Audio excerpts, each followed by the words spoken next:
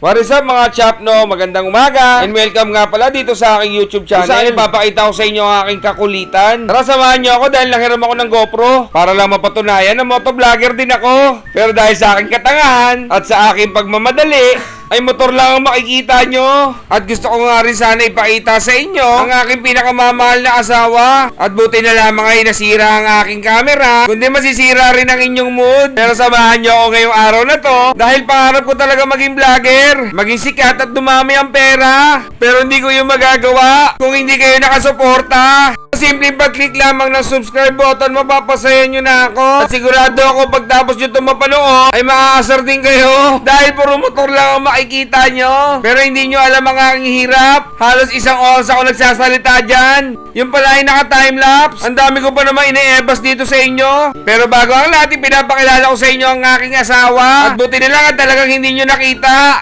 Kasi kung nakita nyo ang aking asawa, ay siguradong maaakit kayo. Dahil ako ang pogi, ay nahalina niya. Kaya ipag-ipauman ninyo ang aking lubos na katangahan at 100% kabubuhan. Dahil sa sobrang excited ko na hiramin itong GoProng ito, ay hindi ko na naayos. Buong akala ko, ay ang galing-galing ko talaga. Biruin nyo from Paranaque to Cavite, ay wala akong humpay sa pagsasalita. Yung pala ni isang boses, wala akong maririnig. Hayop na yan, tanga-tanga ko talaga. Kaya sa mga followers ko na bago dyan, huwag nyo i-expect na matalino ang jepog nyo. Dahil sabi nga ng Diyos, hindi ibibigay sa'yo lahat ng magandang katangian. Pogi lang ako, pero tanga ako.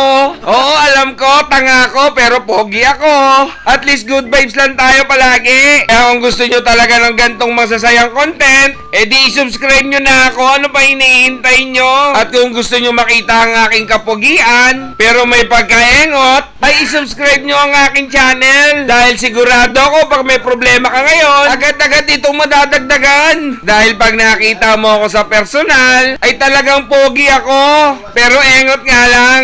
Kaya hanggang dito na lamang. Abangan nyo ang aking mga next upload. Promise maayos na. Ayun ay kung ipapahiram pa ang GoPro. Dahil kung hindi na ipapahiram, ay i-delete ko na lang to channel ko. Dahil umaasa lang talaga ako sa hiram. Mas okay na yun. At least alam nyo na hindi ako nagyayabang. Kaya kung nawala na yung aking channel, automatic hindi na ako pinahiram. Dahil nag-e-expect yung may-ari na magandang video. Kaso hindi ko nagawa kasi tatanga-tanga ako.